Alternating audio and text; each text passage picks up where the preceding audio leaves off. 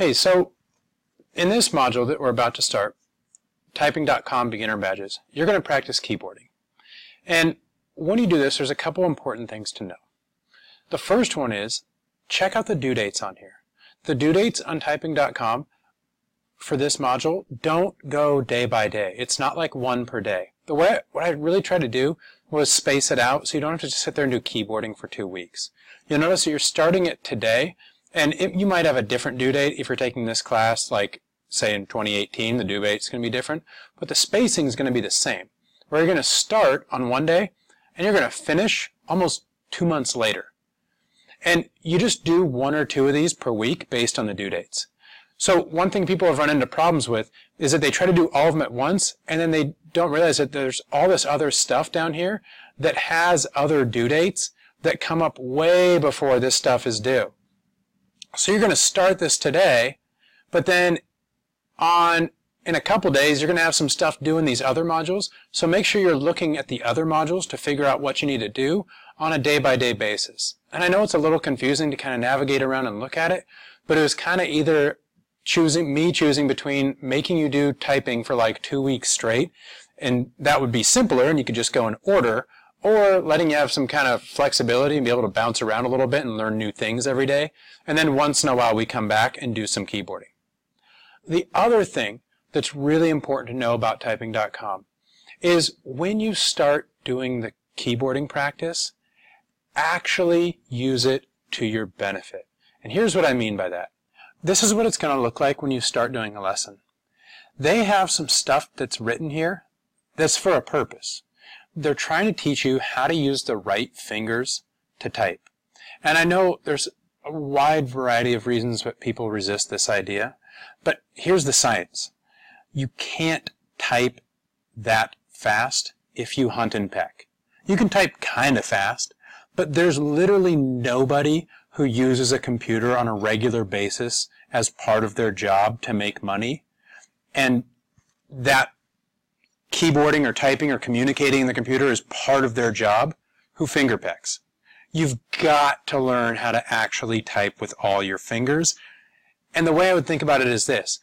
Say you have to write an essay. If you hunt and peck, a 1-page essay, even if you type super fast, that 1-page essay, hunting and pecking, would probably take you maybe like 45 minutes.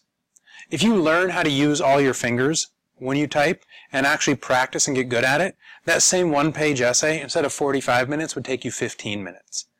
If you expand that time savings over the course of your entire life, you will spend way less time being frustrated, way less time sitting still and working on stuff, and way less time going slow, and free up tons of time for the rest of your life to do more things.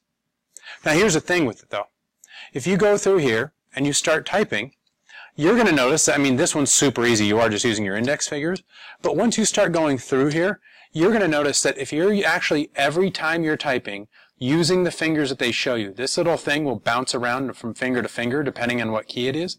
If you start doing that, you're going to go slower than you probably usually type. Because your fingers are like little untrained baby legs that don't really know how to walk yet.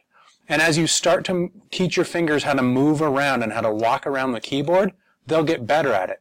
But in the same way that babies are no good at walking when they first show up in the world, your fingers are probably going to be no good at typing when they first try this.